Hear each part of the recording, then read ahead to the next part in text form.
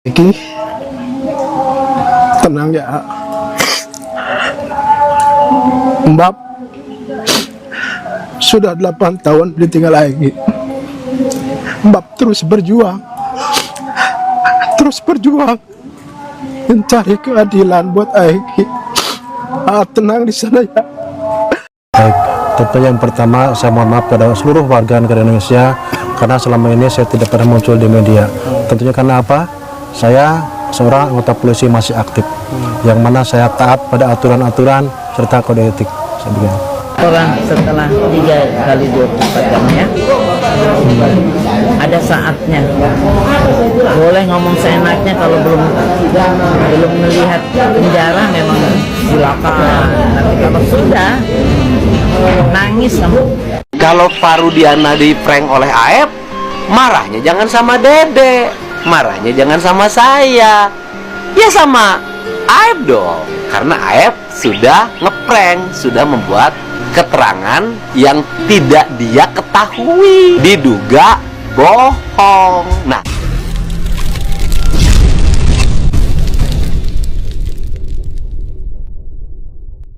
semakin blunder lagi ini permasalahan kasus Vina Cirebon dan Eki Cirebon. Video hari ini yang dilansir oleh Deddy Mulyadi bahwa Dede itu tidak pernah diperiksa di Polda Jawa Barat pada tahun 2016. Akan tetapi keluar berita acara atas nama Dede yang di dalam berita acara itu terdapat tanda tangan yang bersangkutan yang menerangkan seolah-olah dia ada diperiksa di Polda Jawa Barat atau pemeriksaan lanjutan di Polda Jawa Barat. Pertanyaannya kemudian, Pak Deddy Mulyadi, tolong ditanyakan kepada Dede ini, apakah Dede ini ada disumpah atau diangkat sumpah pada waktu pemeriksaan di Polres Cirebon dan Polda Jawa Barat. Kalau ada, siapa yang membacakan lapas sumpahnya pada waktu itu? Siapa yang memegang Al-Quran dan siapa yang membacakan lapas sumpahnya? Karena pengalaman saya, Pak, ya, karena pengalaman saya selama menangani perkara di tingkat penyidikan, manakala misalnya klien saya sebagai saksi, itu tidak pernah ada sumpah menyumpah di sana, tetapi ada BAS, ada ditandatangani BAS, berita acara sumpah. Yang dimaksud dengan keterangan yang bernilai bukti yang diucapkan di depan sidang setelah yang bersangkutan disumpah atau diangkat sumpah, itulah yang dinyatakan keterangan yang bernilai bukti. Bahwa ketika kemudian Dede ini tidak pernah diangkat sumpah pemeriksaan di penyidikan, akan tetapi keterangannya dibacakan di persidangan seolah-olah dia sudah disumpah karena dia berhalangan hadir. Menurut saya pembuktian itu menjadi tidak sah, keterangan itu menjadi tidak bernilai bukti. Karena keterangan yang bernilai bukti sebagaimana saya sampaikan tadi di atas ialah keterangan yang diberikan di bawah sumpah. Sumpah ini kalau dia beragama Islam maka dia dengan Al-Quran, kalau dia agama Kristen maka dia dengan Alkitab. Begitu juga ketika dia beragama lain, Buddha dan lain sebagainya, maka ada yang membacakan lapas sumpah. Pertanyaannya, siapa yang membacakan lapas sumpah terhadap Dede ini pada waktu dia diperiksa? Dede adalah salah satu saksi di kasus kematian Vina dan Eki di Cirebon. Merasa lega usai kesaksiannya disahkan oleh notaris. Dede mengakui bahwa kesaksiannya di tahun 2016 perihal kematian Vina dan Eki adalah palsu, di mana Dede saat itu mengaku diarahkan oleh Ibtu Rudiana, ayah Eki, yang juga anggota kepolisian, serta teman Dede sendiri, yaitu Aep. Menurut Dede, di tahun 2016 ia hanya diperiksa 1 kali di Polres Cirebon, sehingga beberapa hari saja setelah para pelaku ditangkap atau sekitar beberapa bulan. Yang menjadi janggal, BAP yang dihadirkan di persidangan justru BAP tertanggal 23 November tahun 2016 di Polda Jawa Barat.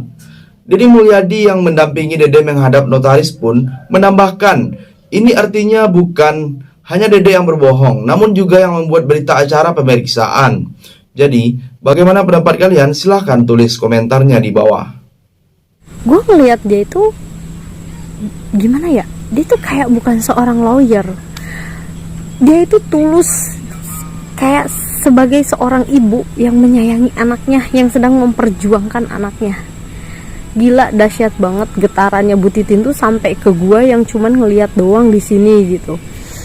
Salut banget sama Bu Titin, dedikasinya besar banget untuk Saka Tatal. Dan juga kalau nggak salah Bu Titin juga kan waktu itu menjadi pengacaranya Saka Tatal dan Sudirman ya, kalau nggak salah gitu. Sorry kalau gue salah. Dan gue tuh ngeliatnya itu luar biasa ya. Kalau misalnya ada pengacara hebat yang mampu memperjuangkan seperti dulu Brigadir E, yaitu Bang Roni ya, dan sekarang ada lagi Pak Tony dengan kawan-kawannya yang memperjuangkan Peggy. Tapi buat gua yang jauh lebih berjasa, hebat, luar biasa itu adalah Ibu Titin. Karena apa? Karena beliau tidak pernah lelah mendampingi Saka Tatal, mencari keadilan untuk Saka Tatal, untuk membersihkan nama baiknya Saka Tatal di saat 2016 sampai saat ini. Tanpa bayaran apapun, beliau tetap mengayomi, membimbing, mengikuti, mendampingi Saka Tatal sampai detik ini. Gue yakin sih tangisan beliau itu adalah tangisan bukan sebagai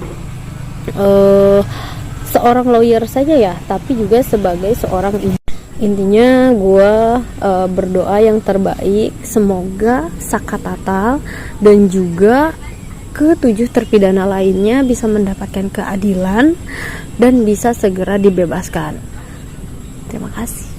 Di sisi lain, Titin Prilianti tak mampu menahan tangis ketika mendampingi kliennya, Saka Tatal, yang sudah dianggap sebagai anaknya sendiri, ke sidang peninjauan kembali di Pengadilan Negeri Cirebon.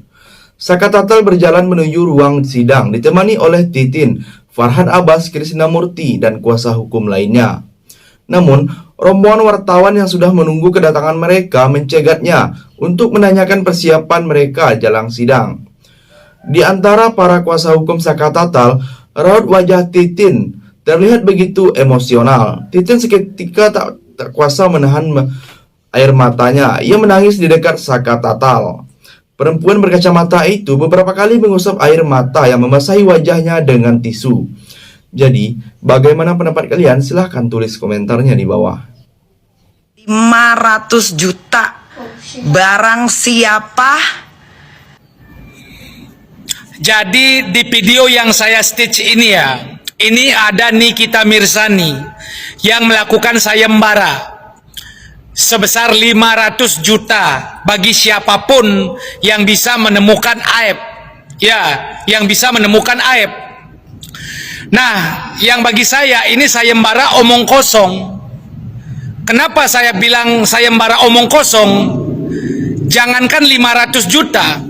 Yang kemarin waktu Bunda Korla viral, mungkin masih ingat, 100 juta itu waktu viral diberikan kepada Bunda Korla. Setelah itu udah mulai tidak viral lagi, ditagih lagi. Tentu ditagih dengan alasan begini begitu, tapi intinya mau ditagih lagi gitu loh. Dan akhirnya Bunda Korla mengembalikan uang Nikita Mirzani. Itu pun 100 juta ditagih. Apalagi sekarang 500 juta. Jadi bagi saya ini sayembara omong kosong, hanya untuk apa ya, penghangat suasana aja. Ya, hanya untuk pemeriah suasana aja. Karena saya yakin Nikita sudah mempelajari kasus ini, kondisi situasi ke kasus Pina ini, dia sudah tahu siapa Aib gitu loh, mempelajari semuanya. Jadi dia juga tahu bahwa sekarang Aib itu dilindungi atau berada di Polda, keseringan berada di Polda. Jadi logikanya orang-orang tidak akan berani, orang awam, orang sipil tidak akan berani masuk ke Polda nyari atau menyeret Aib. Makanya dia semakin tahu, dia semakin susah dapat Aib, semakin besar sayembaranya. Bukan karena dia tahu susah, tapi karena dia tahu tidak mungkin orang awam kayak kita ini, masyarakat sipil, tiba-tiba masuk ke Polda nyeret Aib keluar. Ya, jadi bagi saya ini sayembara omong kosong.